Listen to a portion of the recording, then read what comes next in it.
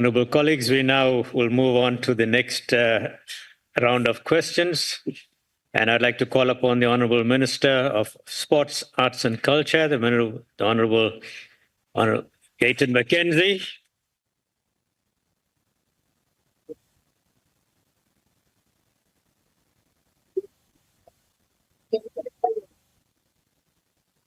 All right, order, honourable members. Let's move on with the questions.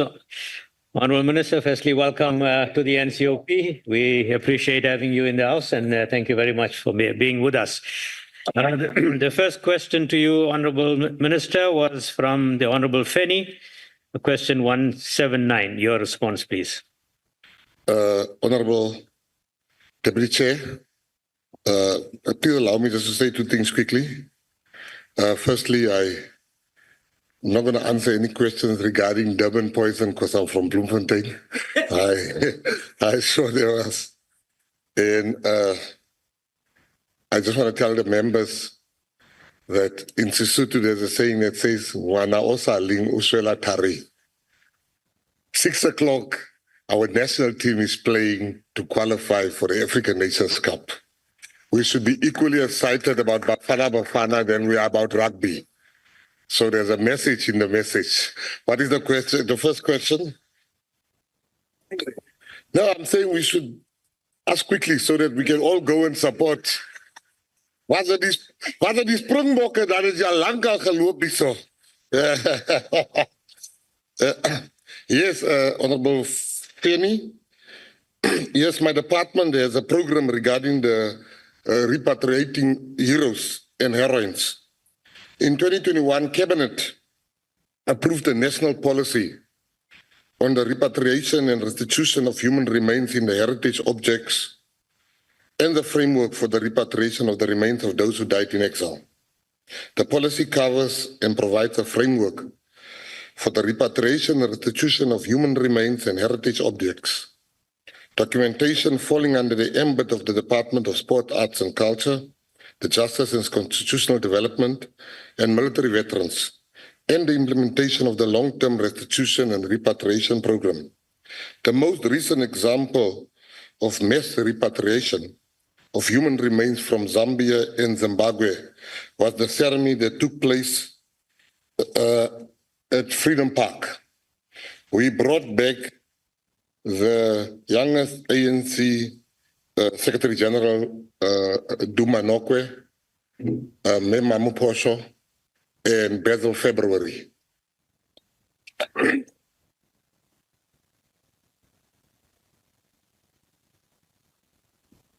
It happened, and that ceremony remains, the remains of nearly 50 fallen heroes were honored at the ceremony, which was attended by His Excellency President Cyril Ramaphosa, former President, His Excellency Thabo Mbeki, and many other notable dignitaries with the families of the fallen heroes. Further such repatriations are set to continue. Engagements and liaisons with host countries will continue for the purpose of identification of fallen heroes. The outcomes of these engagements will determine the possible form of memorialization to maintain relations between host countries and South Africa. In March 2023, Cabinet adopted an implementation plan with a country-to-country model in which human remains will be recovered and repatriated in groups in each country to consolidate time and cost. The plan's got different phases. In conclusion, Honourable, I just want to say that in the Department of Sport, Arts and Culture, this is going to be our headline program. We must bring closure. We must heal the hurt of the children that has not had the opportunity to bury their fathers and mothers. So rest assured, we've already in the first 100 days brought back 49 of our heroes. So in me being there, it's going to happen. Thank you. Thank you, Honourable Minister. I hope the honourable members got the subtle message that came from the honourable minister in his opening comments. Honourable Feni, do you have a follow-up question? Yes, thank you very much, Honourable Chairperson. Good afternoon, Honourable Minister. As you are always availing yourself also in our select committees must also raise that, as it has been the situation. Honorable Peter, when he's up, was appreciating Honorable Minister who played. With regard to, in terms of, we have already presented, in terms of memorialization and then also the question of appreciating today in history, I think it's something that we must share. 35 years ago, it was the release of 5 Robben Island prisoners led by Ahmed Katrada. With regard to what you are raising in terms of ensuring that you are celebrating and also keeping the legacy alive. The question that I want to have, in connection with that, as a commitment that have you made in, here, which form? Because we are raising this question of memorialization, but I just want to check the form of memorialization the department now is embarking on, in ensuring that the Seventh Administration is not forgetting about those heroes, especially with those that are currently living, because ours legacy is not only for those who have passed, even though we are appreciating it, but also the question of those who are also, living. Thank you very much. Thank you very much. Thank you, Honourable Member. Honourable Minister, your response. All right. Now, I think we must be honest. The Seventh Administration, the government of national unity, under the leadership of His Excellency President Cyril Ramaphosa, has done in the history of our democracy, we've never brought so many of our heroes back to South Africa. It happened for the first time under the GNU government. And at that very same commemoration, the president called me privately beforehand and he said, I must listen carefully, he's got an instruction for me and for the department. The instruction was, we need to build a hero's acre and we need to bring a memo to cabinet. Why am I mentioning that? Is to say that, this freedom that we enjoy today should never be taken for granted. People died for this freedom and we will not go back to the past. We are a socially cohesive country. We will hold hands. And the ones that want to take us back, they can remain there. But Runa, we are moving forward. Thank you. Thank you very much, Honourable Minister. The next follow-up question is from the Honourable du Plessis. Thank you, Honourable Chair. Thank you, Honourable Minister. I'll be as quick as possible. Honourable Minister, firstly, I'd like to say it's interesting that you mentioned the Heroes Acre. My uncle is actually in Namibia, buried there. This is why this is a very important question that I want to ask now. And it's incredibly good to hear that there is progress, not just for our collective history, but for the families of these brave individuals. What guarantee is there to ensure that their grave sites are respected and maintained? And that what happened to Sarah Bartman's grave, yes, she was not a struggle hero, but she was a symbol of the vulnerable. And her gravesite being destroyed was additional destruction to her and what she stood for, as well as other historical sites like Kliptown, Lily's Leaf, and capture sites and exit houses throughout South Africa, that the same doesn't happen to these graves of these heroes. I just want to end it with, it was an incredible thing for my grandparents to be at his grave and see the respect that he got because he gave up his life, as many, many brave people have in this country and the history of this continent. Thank you, Honourable Minister. Thank you very much, Honourable Member. Honourable Minister, your response. Thank you, Honourable du Plessis. I'm very happy to hear about your family members being at the Heroes Acre. It's really something to be proud of. But I want to say to you, I disagree when you say Sarah Bartman was not a struggle hero. Sarah Bartman was a struggle hero, a heroine. She was iconic. She fought. She was humiliated for the freedom that and she was resolute that freedom shall come in our lifetime. Maybe not in her lifetime, but many, particularly myself, we look up to the Sarah Bartmans of this world. We look up to the Harry Strandlopers of this world. But I agree with you when you say that we are currently, and what makes it so beautiful is that myself and the Minister Dean McPherson are personally dealing with the issue of the Sarah Baartman grave. And with my next appearance here, we will come with very good news because we have to prevent it. It cannot happen and it shouldn't happen. And we as leaders will make sure that no grave, and just to inform the members quickly, that had nothing to do with the person Sarah Baartman. It had all to do with tender fights. People were unhappy and the local community was rightly unhappy because they felt that not even one security guard was taken from Henki, the area where the whole thing is happening. You can't just bring people in an area as if there's not unemployed people. But we are dealing with that issue now together with Minister Dean McPherson. Thank you very much. Thank you, Honourable Minister. We now go on to the next follow-up question from the Honourable Msinga.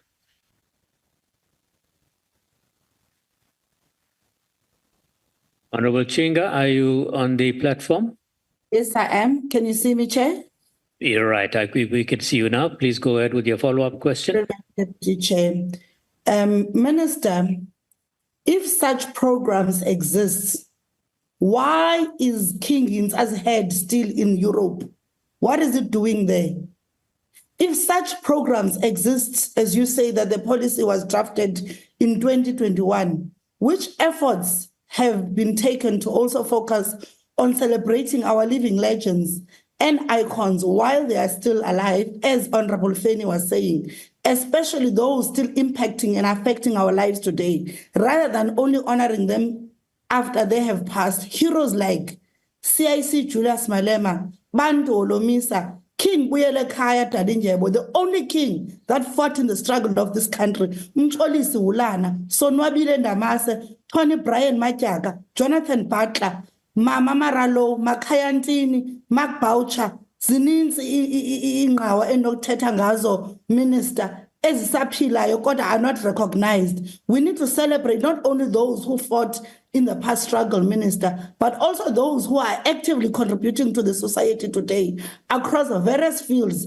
music, art, sports, fashion, social, beauty, golf, you name it. Minister, asinokwazi ukuthi namhlanje into yokokuba bazile abantu kodwa inhloko kakumkani uHintsa isese Europe.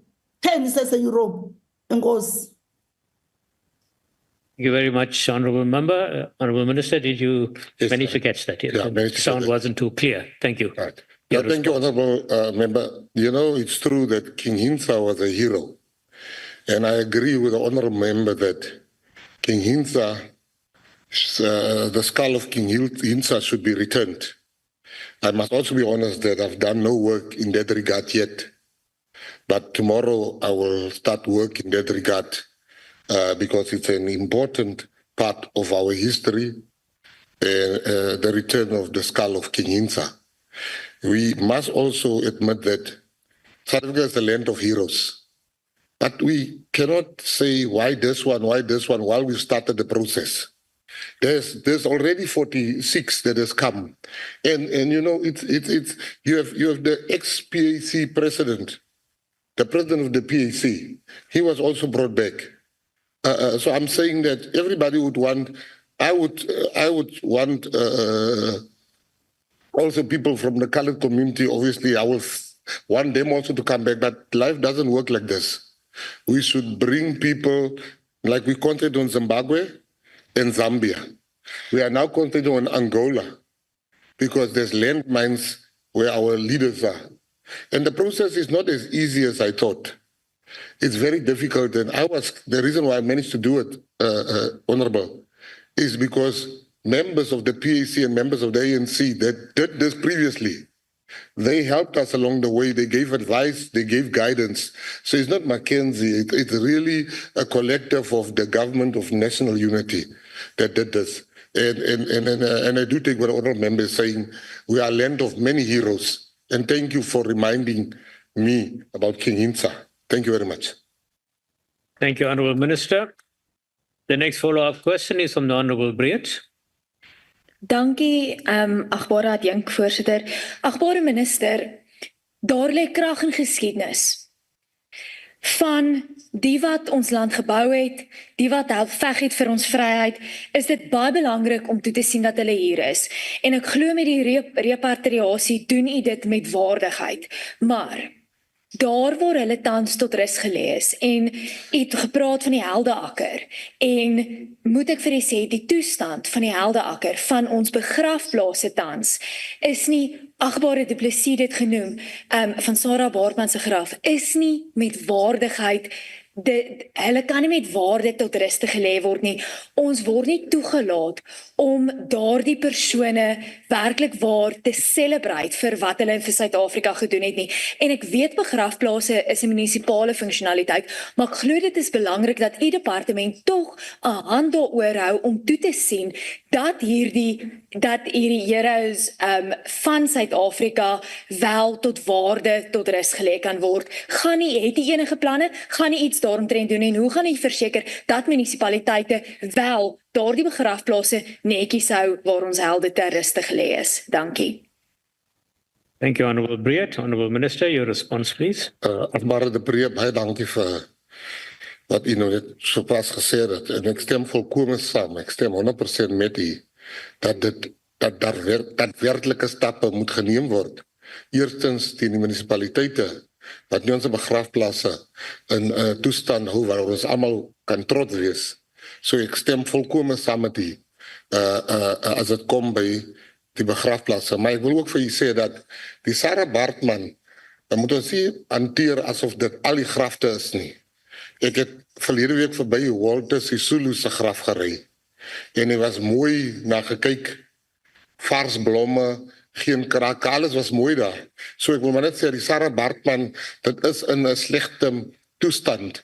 Maar ek wil ook nie hê dit moet wees dat ons dink dat al die helde van gister en eergister se grafte so lyk nie. Ons gaan daar daadwerklike werk doen aan die Sarah Baartman se graf. Dit beloof ek vir u plegtig. En tweedens en laastens wil ek vir u sê, ons het baie, dit is nie net met grafte, maar ook met sportstadiums. En ons kyk, die munisipaliteite maak net nie die goede reg nie. Die goede verval in onbeskryflike toestande. En ons het nou besluit as 'n departement, ons besig om te skryf na Treasury toe om vir hulle te vra of ons die geld kan terughou. Want hulle kry geld om die stadions reg te maak, om die grafte reg te maak. Maar hulle doen dit net nie, hulle gebruik die geld vir ander redes wat niks voor bedoel is. So ek kan vir u beloof dat ons binnekort 'n brief gaan rig en vra of ons die geld kan terughou, nie van alle munisipaliteite, maar wel van die wat nie voldoen waarvoor die fondse beskikbaar gestel was aan hulle. Baie dankie. Thank you, Honourable Minister. We now move on to the next question, which was question 187 from the Honourable Dr. Skriukokel. Minister, could you respond to that question, please? All right. You see, the transformation of the naming landscape in South Africa is a critical component of the heritage landscape. The process follows the South African Geographical Name Council, SAGNC Act number 118 of 1998, and the United Nations resolutions and geographical names which guide the process of name standardization and name changes in South Africa. The Provincial Geographical Names Committee, PGNCs, hold public consultation meetings prior to submitting name change applications to the SAGNC. And the minister do not process and should never process any name change applications unless there is documented proof of credible public consultation at the local level. The cost carried by the department related to name changes is budgeted for as an allocation towards the transformation of South Africa's naming landscape in order to reflect the history and languages of the majority of the people of South Africa. It is also part of the symbolic reparations in line with recommendations of the Truth and Reconciliation Commission. The argument that name changes should not occur in South Africa for budgetary reasons is a very well-trodden and regularly raised point every year for the past 30 years, the primary flaw with this idea is that it is unlikely ever that in South Africa we will ever reach a point where unemployment is at 0% and that there will be no competing priorities for public funds. It is important that name changes are not done without some good cause and relatively conservatively, but arguing that it should not be done at all would be unreasonable, given our country's tragic history. If we were to wait before considering any name change whatsoever until all the various other problems in South Africa has been solved, then we shall have to wait for many decades, if not centuries, before daring to consider a single name change. Thank you. Thank you very much, Honourable Minister. Honourable Skripal, is a follow-up question? Yes, thank you, Deputy Chairperson. Minister, names are important, and that is how we acknowledge and remember all those that have contributed to South Africa's history. But is the Minister aware of the reported case, which myself I did, to the Public Protector regarding the provincial government in the Free State, which tried to change the name of the Naisville and Gawie de Beer Game Reserve without public participation? If so, what action steps will the Minister take to stop officials using name changes for political motivated actions rather than protecting South African heritage? Thank you very much. Honourable Minister, your response. You know, we must be honest. Name changes are political.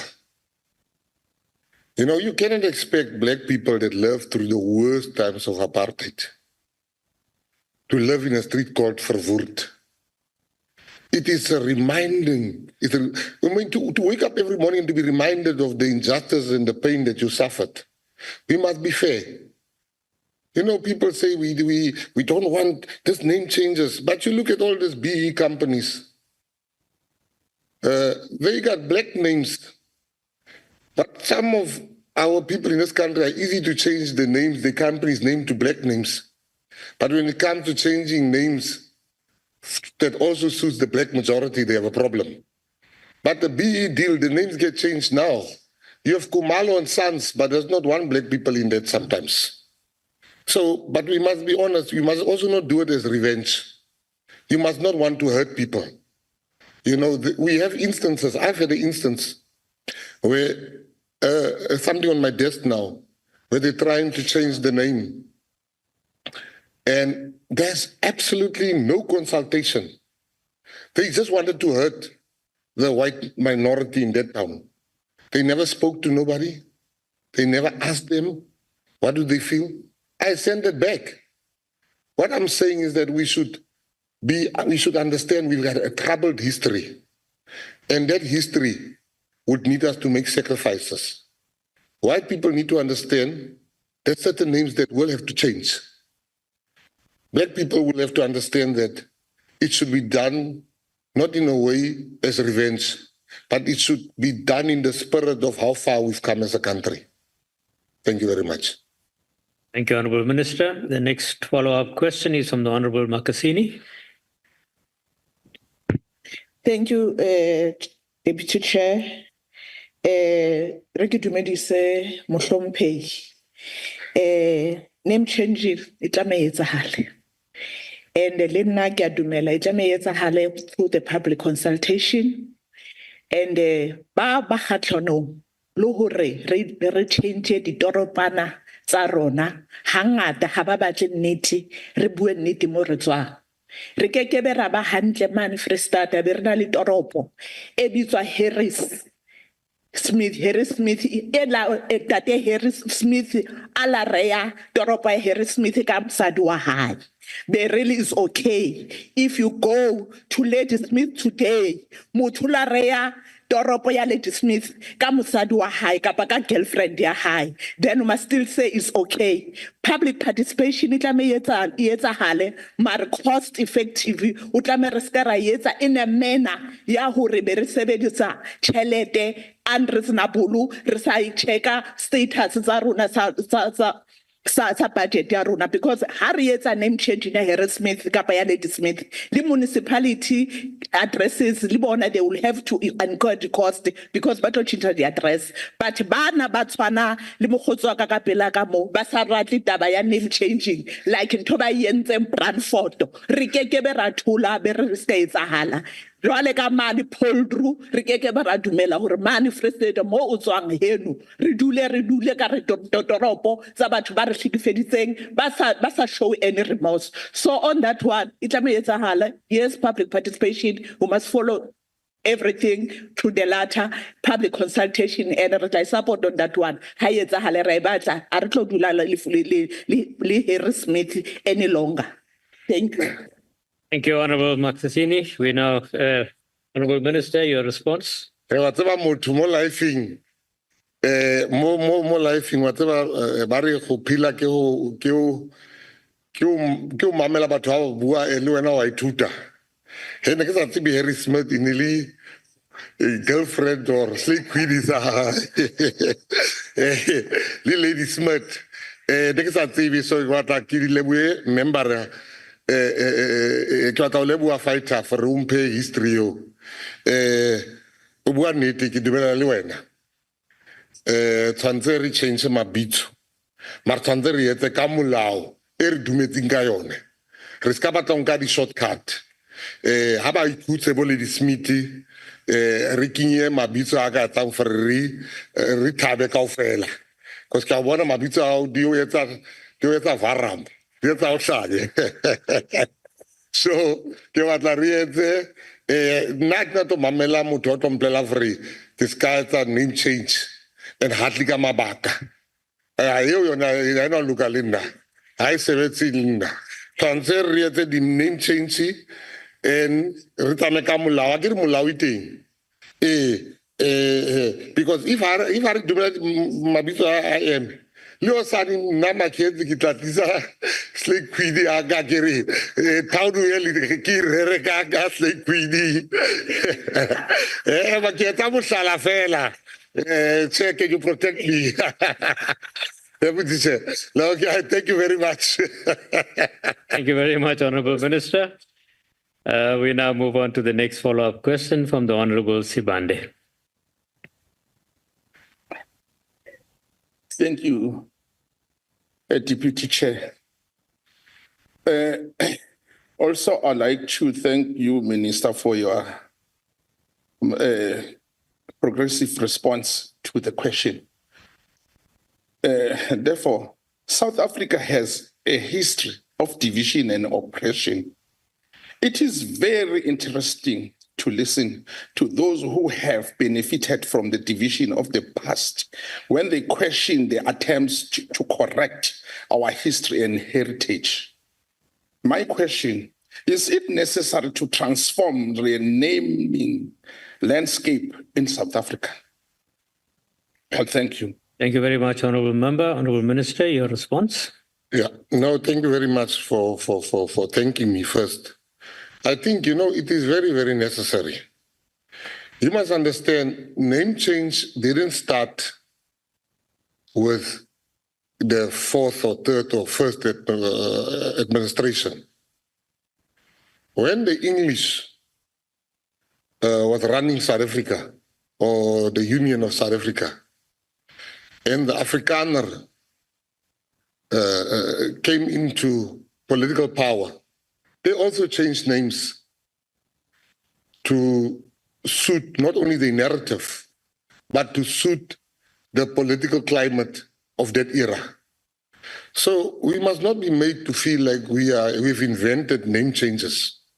It's not a South African or an African phenomenon. It's a worldwide phenomenon. There's a lot of emotion in it. I mean, for instance, I'll make you an example. Many years ago, I was wrong. I was one of the people that wanted the Springbok emblem to be removed. Until the Afrikaners fought for the Springbok emblem to remain, because it was important to them. And I was on the other side. And Nelson Mandela came, and he convinced all of us that you must never change a name to hurt people. Because I wanted to change the name to hurt white people. Now, if the Springboks still remain, and we manage to have empathy for the pain of the people that loved the Springboks then, today we all love the Springboks. So they will also love Robert Sobukwe Airport or whatever rename that we have. We can't be listening to racists. That one I will never do. We can't be told by a racist that wants to remain, that wants this street, Eugene de Kock Street. How can we allow that? Like we are not in power. No, we can't. So names will be changed, but it should not be done as a revenge. The Springboks, some of us wanted to revenge, but Mandela taught us, and their teachings are still with us today. Thank you. Thank you, Honourable Minister. The next follow-up question is from the Honourable Farmer. Thank you, Deputy Chair. Thank you, Honourable Minister and President of the fastest growing party in South Africa. My President. Minister, can you please share us your view and the view of your department with regards to the government of the Western Cape not recognizing the history of the indigenous people of the Western Cape with regards to name changes? Our people are not recognized. The Western Cape is not changing names to the Sarah Bartmans, the Krotuas, the Harry the Strandlopers. Brown people, colored people's heroes are not being recognized by the Western Cape and Cape Town, especially in particular. Can you share us your view on that? That's President. Thank you very much, Honourable Farmer. Honourable Minister, your response? You know, I speak to the Honourable Minister once a week, and we always speak Afrikaans. Now when we are here today, he's speaking to me in English. You must say, I want to say that, you know, I agree with him. There's a slow pace of name changes in the Western Cape. But before I cast any aspersions, I would like to see, is there a fast pace of applications? I've not seen that. So I need to balance to say, because you can't say we are not changing names and there's no application to change names. And, you know, the reason why I was appointed the Minister of Sports, Arts and Culture is to do the people's will. And if the people of the Western Cape, whoever was, if it's true that they were blocking, and they were blocking it, that's about to change. Because this falls under the Department of Sports, Arts and Culture, and I am the minister now. So there's no excuse. We can't be blaming the DA if it doesn't happen in future. I should be blamed because that falls under me. But I must add to you that, you know, in South Africa, we should be very jealous of what we've achieved as a country. You know, some of us here and elsewhere, we sometimes underestimate what we as a country has achieved. We have become one nation. I make the one example of this term. I knew white guys, they were wet, when they were wet behind the ears, they were taught racism. But today, that very same white guy that was wet behind the ears, his eyes get wet when he sings Morena Bulukas Chabasaruna. I know black people that fought to death not to speak Afrikaans. But today, the very same black people that fought to death are singing with gusto. So we should never underestimate how far we have come as one nation under God. Thank you very much. Thank you very much, Honourable Minister. That concludes question 187. We now move on to question 180 that was posed by Honourable Mokwele. Your response, Honourable Minister.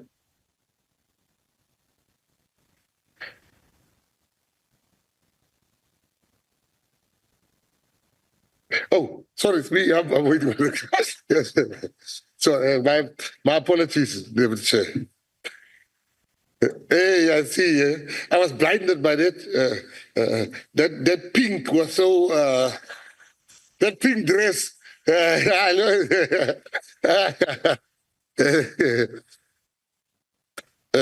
Honorable Mukwele, I would like to thank you for this question, as it places a clear focus on an area of work under my ministry that requires serious attention. I would like to assure Honorable Member Mukwele that the matter of digitizing our archives and putting systems in place to retrieve our records easily is one that I do not take lightly. Since we are clearly far behind where we would like to be as a country, especially when it comes to the mass scanning of documents. That being said, here's the background of the current problem that you have highlighted, Honorable. The National Archives and Record Services of South Africa, as a branch under the department, is striving to promote access to archival collections and preserve national heritage through historic records, regardless of form or medium. Archival records are collected nationwide in different formats and media. As a result, the National Archives have paper records, sound recordings, and film records with historical value. Records such as those covering the Truth and Reconciliation Commission, including audio tapes, the Rivonia trial, dictabelts, treason trial, dictabelts, CODESA, the Multi-Party Negotiating Forum, the Constitutional Assembly, the Soweto Uprising, and more have been digitized with the intention of making them accessible to the public through the use of the National Automated Archival Information Retrieval System. The Department of Sport, Arts and Culture has a service-level agreement with the State Information Technology Agency, SITA, for the hosting and maintenance of the National Automated Archival Information Retrieval Systems, as they are the ones who customized and implemented the system for the department. However, I'm advised since the retirement of the lead resource at SITA, who was maintaining the system, SITA has struggled to allocate someone else with the requisite technical skill and knowledge to maintain the system. This led to the system being unstable, as SITA could no longer maintain the system up to the required standards. DSEC continued to work with SITA, however, to ensure that even when the system was unstable, DSEC data was protected and backed up internally, as the service level agreement with SITA is still intact and in effect. I'm advised that SITA issued an open tender to appoint a service provider to maintain and upgrade the system over a 12-month period. The service provider started working on the system in September 2024. The appointed service provider is responsible for stabilizing and upgrading the system to the latest version, maintaining the system, and ensuring that there's skills transfer to the SITA team to be able to do it so we don't find ourselves in the same situation. Maintaining the system also going forward, we now expect, and in fact, no, we demand that the system will be stabilized and improved based on the planned upgrades and maintenance measures. The department is also utilizing access to memory as an alternative to capture archival descriptions, publishing these to NARSA website to enable easier access to archival records by the public. ATOM, which is the abbreviation used, is a project by the Internal Council on Archives that provides free software for institutions to disseminate their archival holdings on the internet. All these efforts have been made to ensure that service delivery continues and the department adheres to its mandate of promoting access to archival records. Thank you very much for that question. Thank you, Honourable Minister. Honourable Mukwele, do you have a follow-up? Thanks very much, Deputy Chair. Honorable Minister, maybe first and foremost, let me start by appreciating you for recognizing that as the country, we are coming a long way.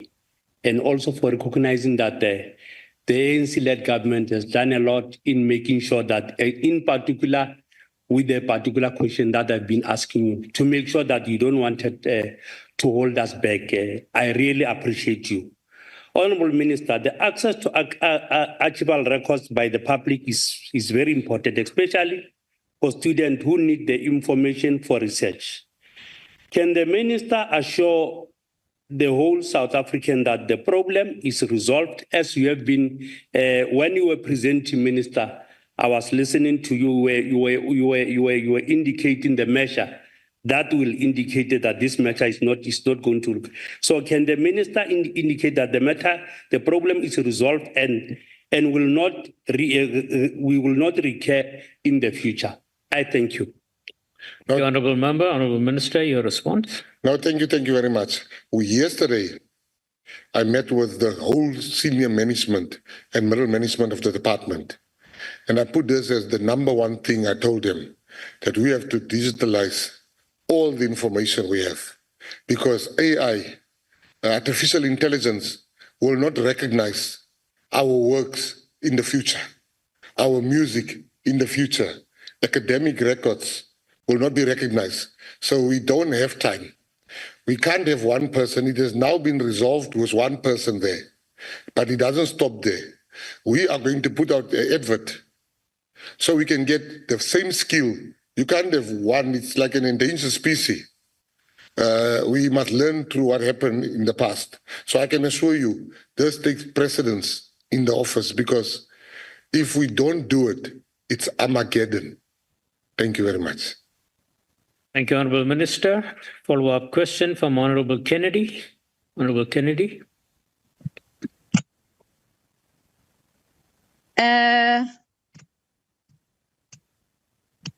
Thank you, Honourable Chair. Thank you, Honourable Kennedy. We can see you. Go ahead. Okay, good afternoon, Honourable members of the House, and good afternoon, Honourable Minister. Minister, any new technological system introduced needs related training for it. Seeing that this National Automated Archival Information Retrieval System was not yielding the results or was not being used as anticipated, was there any operational training in preparation of the system operators to have thorough knowledge of this? If it's so, how were the operators prepared? Thank you, Honourable Minister. Thank you, Honourable Member. Honourable Minister, your response. Thank you so much, Honourable, for that question. I agree with you. You can't have a new system without training the people. Unfortunately, this is not my department. I'm myself aggrieved with the process.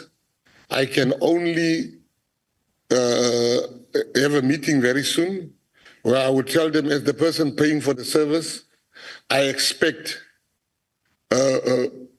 not one person to know the system. What if the car bumps that person?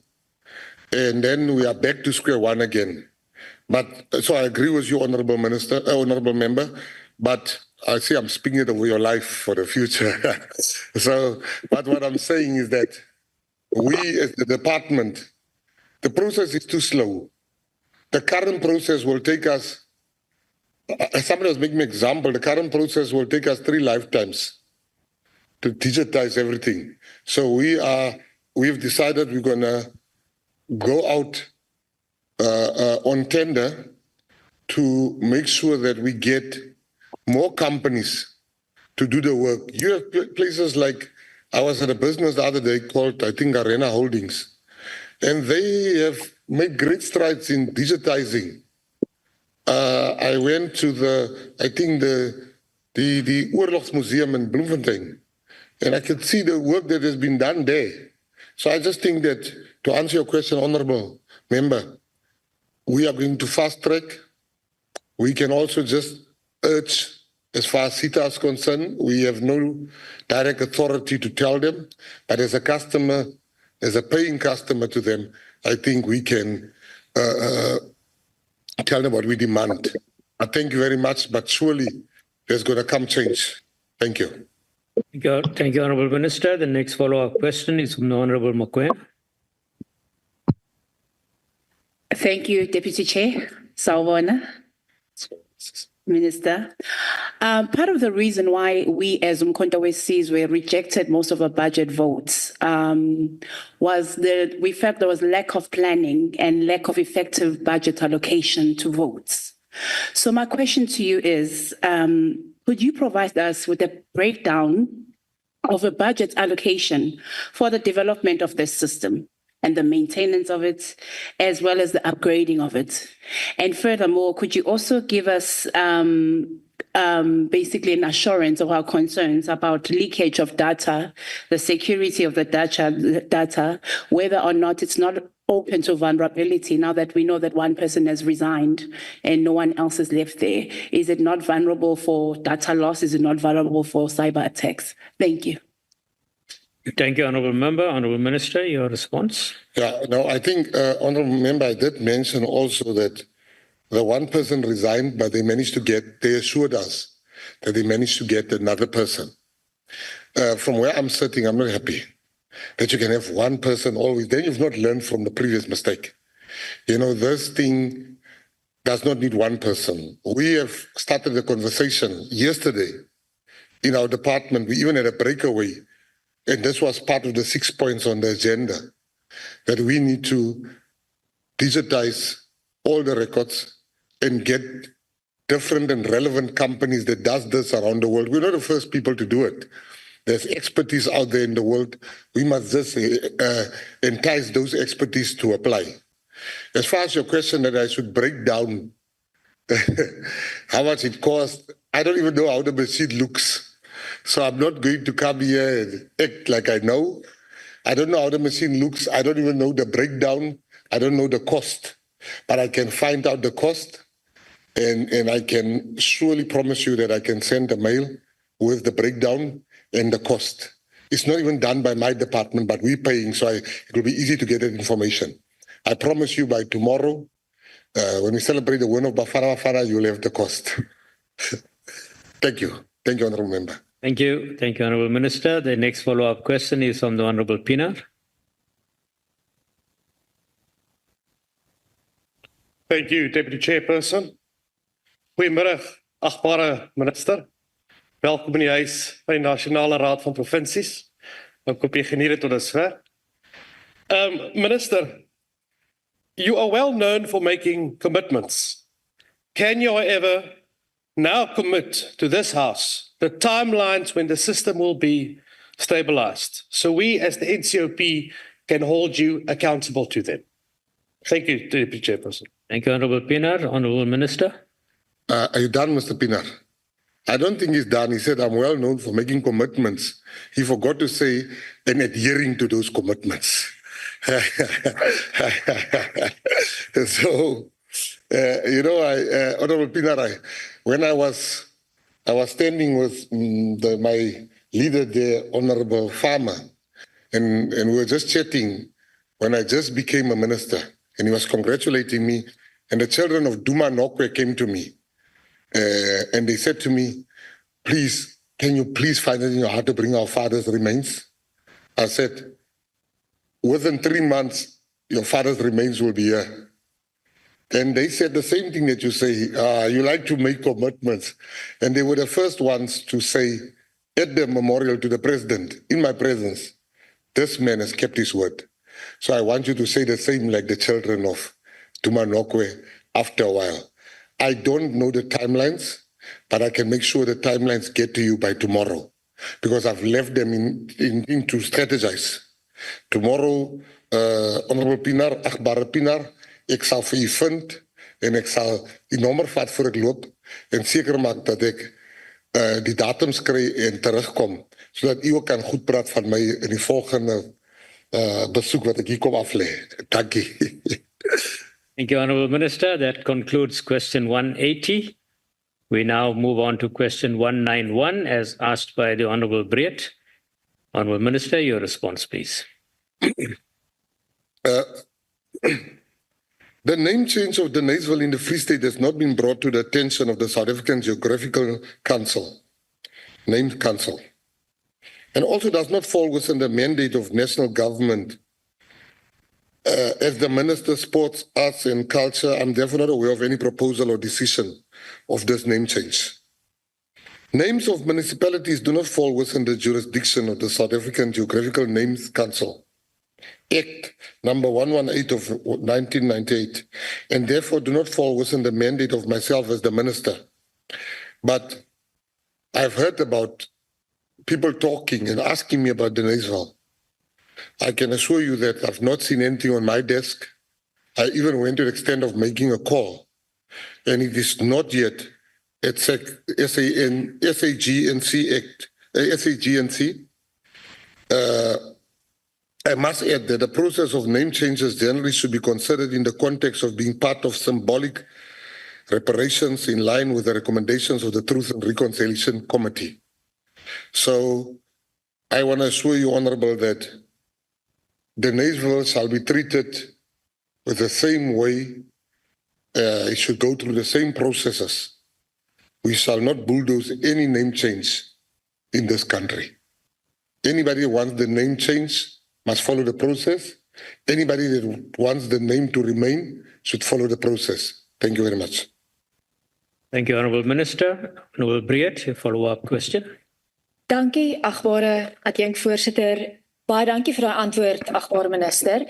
Het baie gesê in die vorige vraag en ek dink daar moet gepraat word in 'n stadium en ons moet gekyk word na wat is gedeelde erfenis en wat is eensydige erfenis. En ek dink naamsverandering het die geleentheid om baie vinnig 'n eensydige erfenis te word en nie 'n gedeelde erfenis nie. En dit is wat belangrik is. Veral in Deniseville kan ek net sê dat Deniseville het die natuurreservaat moet hernoem word omdat daar van die steentydperk ruïnes van vorige beskawings geneem word en dit is goed en die VF+ ondersteun dit. Maar om eensydige naam te verander en minister, ek wil nie net agtergrond gee. Op die 11de September het die inwoners van Deniseville vir die eerste keer kennis geneem van die naamsverandering en daar is tydperk gegee vir besware wat toe reeds 5 September verstryk het.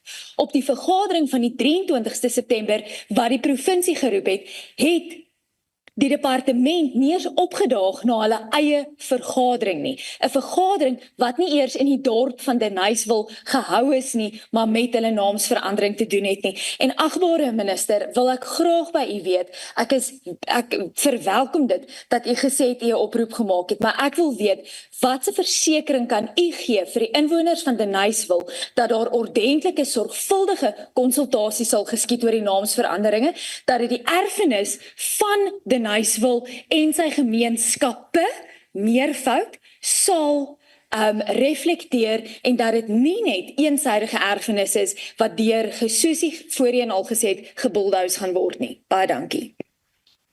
Thank you, Honourable Verwoerd. Honourable Minister, your response. Baie dankie, agbare lid. U sien, net na wat u nou gesê het, na aanleiding van alles wat u nou gesê het ek al klaar 4 dinge opgetel wat nie reg gedoen was nie. En ek wil op rekord gaan en ek wil op rekord plaas dat jy kan nie 'n naamsverandering vergadering hou en jy hou dit in 'n ander dorpie. Dit is vergaande. Dit is belaglik. Ek meen is soos om Nando's toe te gaan koop jy McDonald's daar. Dat gaat nie gebeur nie. En ons, soos jy sê, ons moet dit baie mooi hanteer as leiers. Jy kan nie op die 11de mense roep vir 'n besluit wat op die 5de moes al gemaak was nie. Dit is verkeerd. Dit wys die motiewe is verkeerd. En ek staan en u vra watter assuransie of watter versekering kan ek gee. En ek sê nou vir u duidelik, ek sê vir u sigbaar, ek sê vir u voor almal.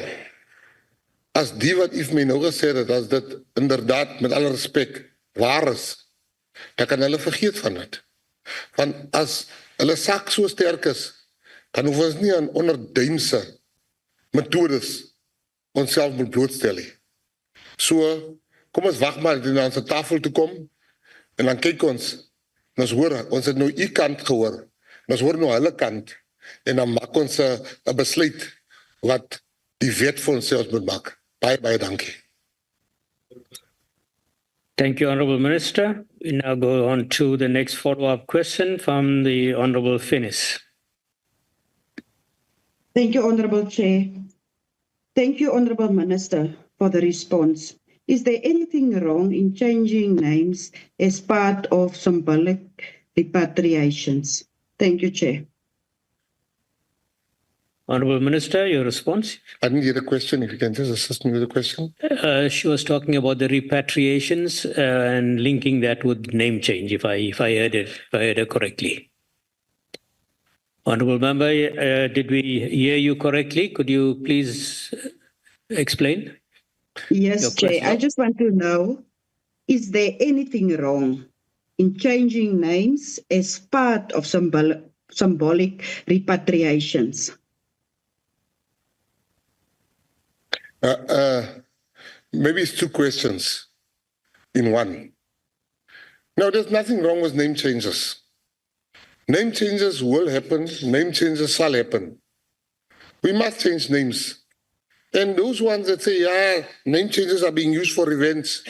We change a name to Beyers Nordia Street. We change an airport and we call it Bram Fisher. Now you can't say this thing is against white people, for instance. But we've changed names to our white heroes. So I just want to get that one out of the way. Secondly, there's absolutely nothing wrong with name changes. It must be done right. There's everything wrong if it is done purely for revenge or purely outside the rules. Then the issue of, when you're a child and you see and your father died in exile,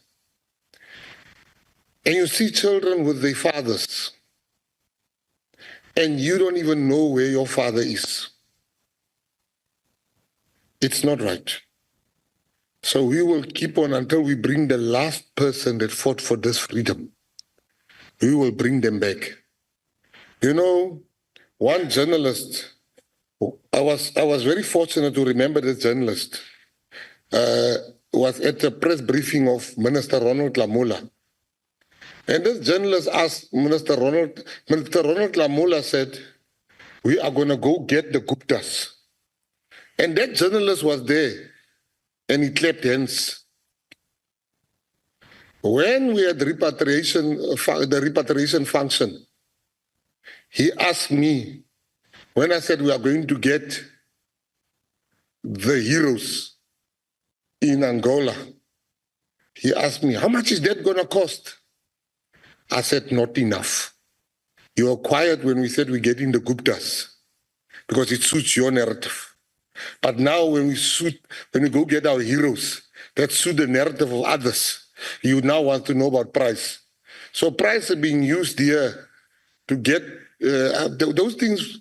For me, I'm not going to allow those things. I'm going to do what the South Africans want us to do. And we are going to repatriate and we're going to bring the heroes back. We are going to change names that need change. We are not going to do it as a revenge. We will be circumspect in doing it. Thank you. Thank you, Honourable Minister. The next follow-up question is from the Honourable Brits. Thank you, Honourable Deputy Chair. Honourable Minister, I've been listening to you very attentively. In the words of Archbishop Desmond Tutu, and I quote, we engage in the monumental red herring of a divisive name-changing exercise. Do our heroes and heroines come from one political group? How many of the hungry and unemployed would put that hugely divisive and expensive exercise as their priority concern? End of quote. Honourable Minister, it's not my words. Now the question, was the late Archbishop Desmond Tutu and his high moral compass wrong on the subject of name changes in South Africa?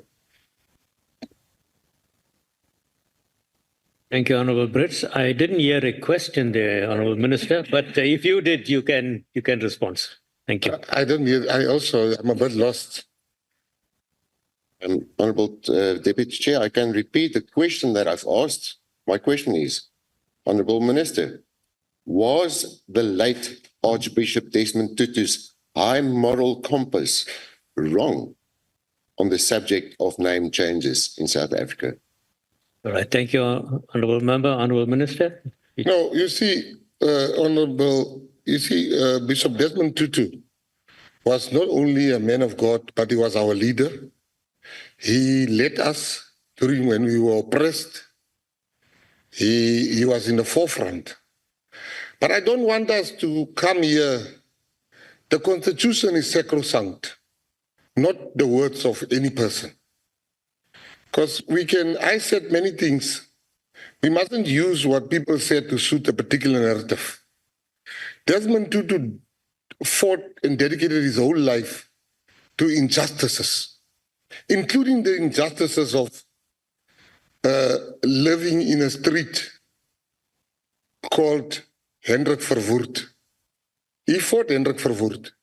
So I think you are now taking advantage of what the old man has said to suit you being against name changes.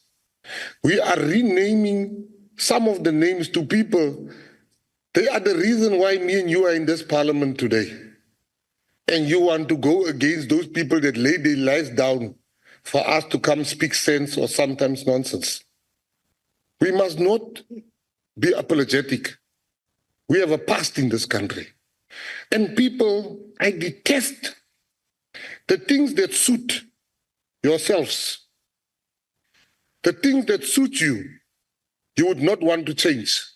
Do you understand the pain of a person that has been killed by an Adrian flock? The father and mother has been killed and they must walk in the street called flock. It's a constant reminder of their pain. We must be, no, but I didn't interrupt you. Chairperson, Deputy Chair, I spoke, I didn't interrupt him. Now you're protected, Honourable Minister. So what I'm saying to you is that Desmond Tutu was a great man, but we can't come here and act like everything Desmond Tutu has said we must abide by. No, he was a human. He was a man of God. He was not God. So we need to be very respectful of the bishop. But the bishop was a human being. We say sometimes stuff. We agree with, we say sometimes stuff. If I'm dead, one day I said the worst person in South Africa is President Cyril Ramaphosa. The other day I said, Ratakau fella Ramaphosa. So now when I'm dead, you're going to choose this one I said, and that one I said. People change their minds. We are human beings. Wise people like myself, we change our minds constantly. Thank you very much. Thank you, Honourable Minister. The next follow-up question is from Honourable Makasini. Honourable Makasini, your follow-up question.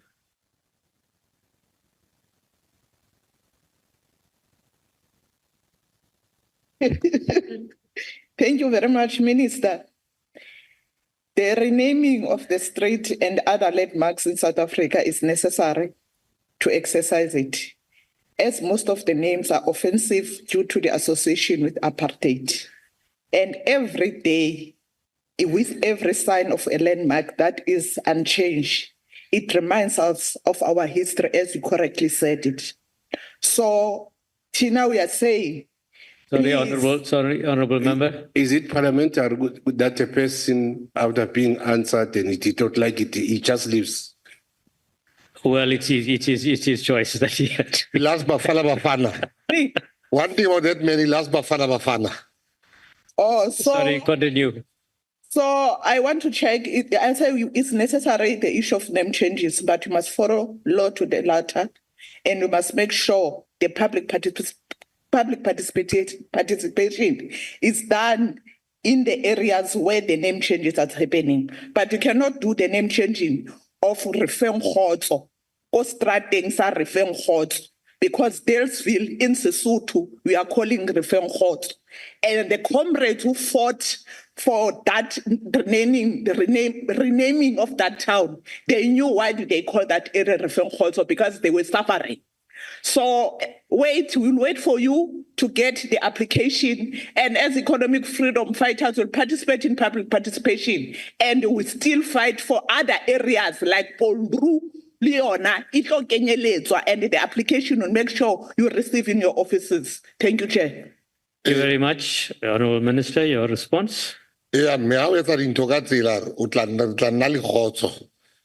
When the Intorizavaka I will await the application. I'm not going to talk about stuff that's not by me yet. Thank you very much. Thank you very much, Honourable Minister. That concludes question 191. We now go on to question 193, as asked by the Honourable Chirwa Mpongose. Minister, your response?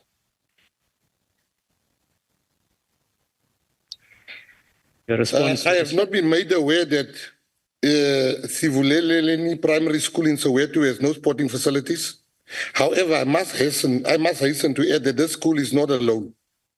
I've been advised that the vast majority of schools in our country, and I know it personally, have very few or even no sporting facilities, and that the vast majority of our learners are not participating in extracurricular activities, particularly sport. The Department of Sport, Arts and Culture has not been able to tell me why we were not informed about this particular school, but that is the thing with most schools in this country. They are in a state, there's no sporting facilities. But my department has, however, recently signed a memorandum of understanding with the Department of Basic Education on the implementation of sports in schools.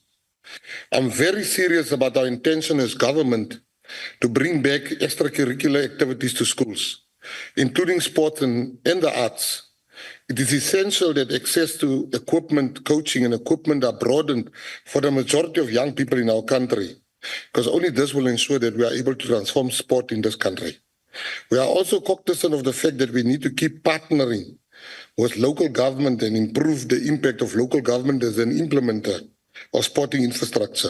Local municipalities benefit from the Municipal Infrastructure Grant, ring-fence funding allocation for sports infrastructure through National Treasury and the Department of Cooperative Governance and Traditional Affairs. This will help to ensure that more facilities are built for access to various sporting codes. This act further provides management and technical support to more than 52 local municipalities, which also contribute to access to more sporting codes.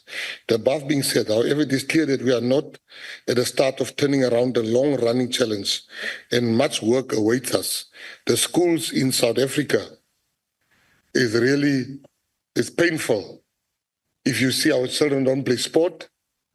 And thank you, Honourable, for asking me that question. Thank you. Thank you, Honourable Minister. The follow-up question will be taken by the Honourable Suisa. Thank you, Deputy Chair. Thank you, Minister. Minister, I think each and every person that has been given an obligation to serve South Africans needs to be proactive and not reactive. So anything that is outstanding, the first thing that you should have found out is to how many schools do have and how many of those schools are special needs schools, because children with special needs need to be accommodated in different environments and need to be out there in the outside for them to experience, because some of them cannot sit for too long in a classroom that is very not conducive for them.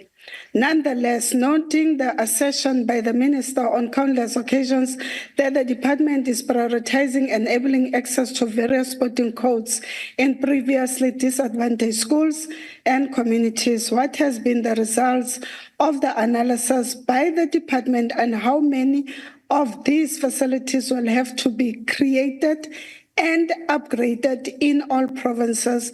What is the plan of action of meeting this, and what then is the financial feasibility study results on the money that is needed to achieve? Because we can't just say we are going to introduce sporting codes in schools when there are no proper facilities in schools. And some of these schools are also exposed to vandalism because there is no proper fencing. So the feasibility study, what does it say? What are the results? We don't want to find ourselves by 2029 when the term ends, and then it's only then that projects are going to start to actually make sure that disadvantaged schools do have proper sporting facilities. Thank you. Thank you, Honourable Member. Honourable Minister, your response. Thank you very much, Honourable. You know, it's true what you're saying, that special needs children truly need special needs attention. You can't keep them long in a class, but I think as a country we fail adequately when it comes to the needs of special needs children. I say this with all humility, that we need to do more. It can't be that even I as a minister can't tell you how many special needs schools there are, although it doesn't fall under me. But you are right, Honourable, I should have made an effort. I will go and make an effort because I understand the importance of special needs children. But your second point you made brought me to this main question. You see, honourable members, we must be honest about the next thing. Every black person in this room that went to school didn't have pole vaulting at his school. Every single one. You didn't have pole vaulting at your school. You go to schools still classified as black schools today, you still would not find pole vaulting. The kids that make it are from the private schools. The kids that make it has to go to the private schools. I can show you Walaza, Kiro High School had to take Walaza and he got a silver medal at the Olympics. Now I'll tell you something very deep. That if you think about it, you'll understand what I saw after thinking about it for a long time. Walaza then went to the Peru Youth Championship, where he got a medal for 100 meters and a medal for 200 meters. He's the fastest under 20 old in the world. And they asked him at the press conference, he was sitting at my right-hand side, what is it that is your highlight since you've been winning medals? He said, the ice cream, the free ice cream machine at the Olympics. He says, I was there all day, every day. He still gets excited for ice cream. It tells a deeper story. And as the minister and as a sport lover, I then called the whole team together and said, we need to bring sports back in schools, art and culture. I then met with my counterpart, the Minister of Basic Education, Sasquarube. We said, we workshopped this idea. We then got the memorandum of agreement and understanding after our bilaterals. We then spoke to countries even on the outside like Jamaica to come and ask them, how did you achieve all this greatness in running? We went to Azerbaijan. We asked them, how do you become such a gymnastic country in such a short space of time? We then ring-fenced in my department 69 million rand. The 69 million is to make sure that kids that they don't have the equipment must now get the sporting equipment. That 69 million has been ring-fenced. And I can tell you there's a new thing, I see it at all the private schools. It's wall climbing. It's something they put against the wall because it's an Olympic sport. Our schools in the townships don't have that. But we should not begrudge the private schools for having it. We should learn from the private schools because we should not get angry with them. We should learn from them. So I can assure you, Honourable, we're starting at a very low base. Things are bad, but we're going to make things better. Just watch the GNU and you'll see how things get better. Thank you, Honourable Minister. The follow-up question from Honourable Billy. Thank you, Deputy Chairperson, and good afternoon to the Minister. Minister, you've partly answered most of what I was going to ask you today, but I think there is some emphasis that is needed to be made on some of the issues which you've raised. The Minister would know that at least 35% of schools in South Africa do not have sporting facilities. It is further said that 2 of every 5 schools in the country do not have sporting facilities. And according to the National Education Infrastructure Management System, in 2021, 10,000 or just over 10,000 of 23,000 public schools in the country don't have facilities again. And in the province that I come from, that I represent, the province of KwaZulu-Natal, just over half of the public schools do not have sporting facilities. Now, considering the crucial role that sport plays in children's development, I want to ask that, does the Minister agree that these shocking statistics across board and the lacking of sport facilities in school is a national crisis? I think it's a national crisis, Minister. And you've indicated the plans that you've had, you've indicated the discussions that you have with the Department of Education. But can you give this House some reassurance on what exactly are you doing to ensure that we, by all means, try and rectify what is going on, because we cannot continue in this manner. And I think you've touched on some of the things that you are doing. Can you give this House some specifics of exactly what you are doing, along with the Department of Education, to try and rectify this situation? And also, if you can just agree that this is definitely a national crisis. Member, Honourable Minister, your response? I think, the 35% that you're speaking about equates to roughly 8 million children. It is a national crisis. The fact that we've signed a memorandum, a MOU, clearly must show you that there's a strong intention beyond words, but into a written contract or written agreement that we want to bring change. The fact that we've ring-fenced 69 million in my department, nothing speaks louder and more clearer of our intention to make this a priority. A child in sport is a child out of court. I grew up being in conflict with the law because I walked away from sport. People that was in our community, I'll make you one example of one person in my street where there was gangsters. He remained in sport. When I was in prison, I saw him on TV. He stays 5 houses from my mom's house. His name is Willem Jackson. He played for Bafana Bafana. That is what sport does. Ashwin Willemse, big gangster boy, got involved in rugby. He became the world's best rugby player.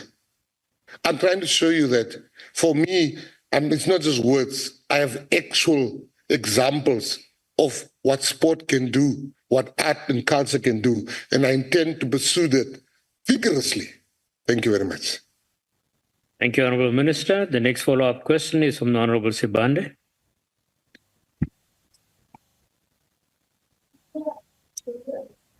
Thank you, Honourable Deputy Chairperson. Also, thank you, Minister, for the response to the question. My question, is there any assistance that the department is receiving from the private sector in building sporting facilities? Thank you. Thank you, Honourable Member. Honourable Minister. No, thank you very much, Honourable. I can tell you, I see everybody's been having their 100 days. Mine is on Thursday. Please tune in. And that question, what I'm going to answer now will be, you'll see the actual sporting facilities being brought and helped. There's this perception in this country that the private sector is not helping. It's a lie. The private sector is going beyond the call of duty, because the private sector, sometimes they give money and then the federations don't report back what happened to the money. I'll make you one example. Those medals we got now the other day from the Peru Youth Championship, there was no money to send the athletes to Peru. If there was not such a lively and smart Minister of Sport, Arts and Culture, a plan would not have been made. But because a plan was made by the sports minister, the Lotto is a private sector, they've helped. Betway is helping a lot. Yesterday, Betway bought equipment for kids here in Mitchell's Plain. Bitvest, Mr. Price, I'm telling you names of people that really, really help. So this perception, where always people want to blame the private sector is doing more than enough, but they can do more as the profit go up. But I'm not going to be the one bashing them. Thank you very much. Thank you, Honourable Minister. The next follow-up question is from the Honourable Nobo. I just want to know what time the game starts. In 3 minutes, Honourable Nobo.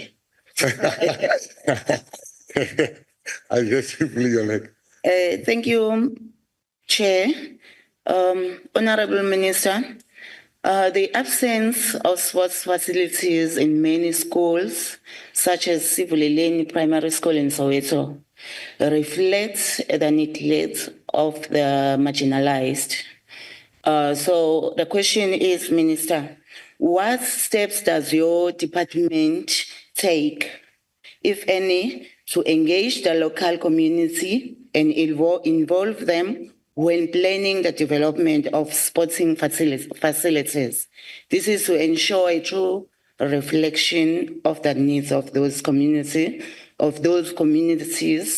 and to gain stakeholders buy-in. Thank you. Honourable Minister. Let me give you an example of the past 24 hours. This department, together with the private sector, has given musical instruments to the children of Mitchell's Plain. This department this morning at 8 o'clock went to Kalicha, and we went to go fix the only movie house they have there. We went to go fix a place where computers, the library, the computers of the library is more than years old computers. We got them new computers because we realized the children of Kalicha are doing their homework at the library, but the computers are outdated. So this morning, this department, so I'm not telling you what we're going to do. I'm telling you the past 24 hours. I can tell you the past 48 hours, 72 hours, but let me just hit you with, Honorable, with the past 48 hours, 24 hours. We have, the past 24 hours, this department has given close to 2 million rands to your question. And we are not going to stop. We are coming to those schools like Sivuyele Primary School. We are coming to them. We are going to the most rural areas. I was saying to Premier of the Eastern Cape, dear, I said to the Premier, Mabuyani, I said, give me, and they got a very good MEC there, very vibrant. I said to them, give me 5 rural schools that has never seen a swimming pool. And we will start to construct swimming pools next week at those rural, because it can't be where we've never have a black Olympian swimmer. We have to change stuff. Instead of complaining, where's the black people? We must start teaching our kids to swim from a young age, like white kids. They swim when they're two months old. The father puts the child in the pool. As you are 20 years old, you still scared even to put your feet in the pool sometimes. Yeah, so I'm saying that we want to change that. That was just on a lighter note. Thank you, Honourable Minister. That concludes question 193. We now move on to the last question, that is question 181 from the Honourable Baines. Honourable Minister, your response. The South African Cultural Observatory, SACO, is a national statistical and socio-economic research project established by the Department of Sport, Arts and Culture, aimed at developing a comprehensive sports and cultural information system in South Africa. Hosted at Nelson Mandela University and co-hosted in partnership with Rhodes University at the University of KwaZulu-Natal. SACO focuses on primary sports and cultural domains identified by UNESCO including but not limited to sport, arts, heritage, libraries, and museums. Main functions are conduct policy-focused research, including mapping studies, surveys, and case studies, to review current programs, monitor and evaluate the impact of government spending, and to collect relevant statistics to create robust databases. Additionally, SACO provides both physical and online access to its resources, facilitating networking, sharing, and partnership among stakeholders. The objective of SACO is to promote the growth and sustainability of the cultural and creative sectors by enhancing an understanding of their contributions to society and the economy. These objectives include informing policy development and fostering collaboration amongst various stakeholders. Thank you very much. And if the honourable member wants, I can list all of them, but there's quite a lot. Thank you very much, Honourable Minister. The follow-up question will be taken by the Honourable Mokwele. Thanks very much, Deputy Chair, and also Rendi Masare, Minister Yogo Medici. Minister Ormulokotla, you are talking about your Jadi Papaji, let's say, Jolabahabo. In our knowledge, in the main honorable members, Barasi Chabaseo, Sisaseo, Mo Situao, Sekesibeli Sela, or Skes Hono Wanatsela, Yamusiao. So the nation that does not know about their past, so they will never know about the future. So so Minister, thanks for your response. But let me just come to my question, Minister. My question is just direct to you that does the South African Culture Observer play any role in training people in the culture and creative sector? And then if yes, and on how to use the sector for their economic development. Thank you very much. Honourable Minister, your response? Just before I respond, I do it for a very personal reason. What language did you just speak, sir? Honourable. Oh, Nagiwalela speed. So I wanted you to continue because my friend says I don't know Spade, and I do know it. I heard everything you said. Aki one bente. So, you know, your question is very important. Do you know, when it comes to the creatives and the artists in this country, it's a mess. Artists in South Africa are not recognized as workers. The cultural space, people are being exploited. You know, we have, I can talk here the whole day, but what I'm going to assure you is that we have met with them, the creatives in the Bosbarat, 2 months ago. We are reporting back to them before the month of October is ending, which is around the corner. And you will see the change. We will not change only one sector. We are going to change the whole creative sector. And we are going to come with plans. You know, we can't be a department of condolences that must give money when people die. We can't be that type of department. We need to make sure that we contribute towards better living and not to a casket when the creatives and the cultural icons have died. So I give you my assurance, Honourable Member, we will definitely come back with good results. Wakwishisha. Thank you, Honourable Minister. The next follow-up question is from the Honourable Peter. Thank you, Honourable Chair. Molom Shegas. Molom Shegas. My surprise to you, Honourable Minister, you remind me, Honourable Paulo Jordan, when you speak all languages. So you are more than bilingual. So you speak all 14 languages. So No, not all 14. All right. Thank you, Papa. Thank you very much for allowing us also to speak other languages, because now I'm so proud for you to You speak Afrikaans, Engels, enige taal. So it is baie goed, meneer. Baie dankie. Now, my question is so short, Honorable Minister. In the rural areas, the sport there is no caretaker who take care for them.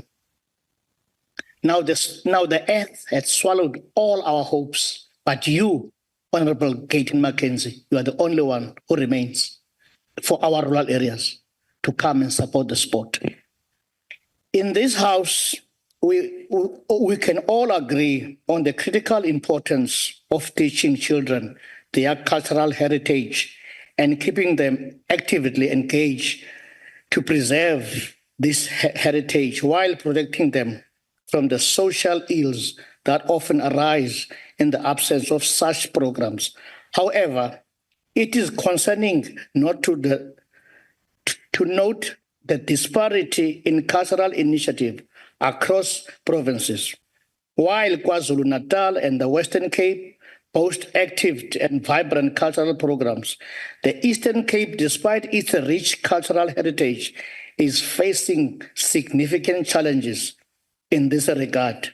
While the South African Cultural Observatory, which is based in the Eastern Cape, offers invaluable research and insights into the cultural and creative Remember, please industries. ask your question. Your time has run out. Still persist. One, how has your department leveraged this research to tackle the challenges that rural communities face in the Eastern Cape in terms of accessing the benefiting from cultural Honourable Member, your time has run out. Community arts programs and local heritage festival. Thank you, Thank Chair. you. Honourable Minister. No, thank you very much. Thank you for your kind words, sir. I can tell you this. You know, the rural areas has truly been the most neglected areas when it comes to sport, arts and culture. And it is usually there where the talent lies. I have made it a vow. I've made a vow to myself that my term as the Minister of Sports, Arts and Culture will be a failure if we've not moved the needle substantively towards better sporting equipment, towards bringing Olympians. When we have more time and you invite me next time, one of my biggest projects in this as a minister is something called Project 300. Project 300 is where we want to take 300 Olympians to the 2028 LA Olympics. And we are going to look for those Olympians. Because it can't be in a country of 60 million people and we only have 6 medals.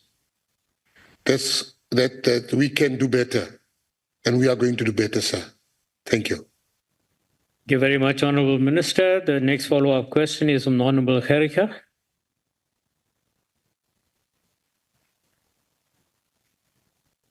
Chairperson, this signal is struggling with the signal. I'm not sure what must I do. I'm sorry, but we've not been informed by him that... That's the problem. It's late. I think we can pass then because... All right. Thank you. We'll pass on that one. The next question is from the Honourable Swart.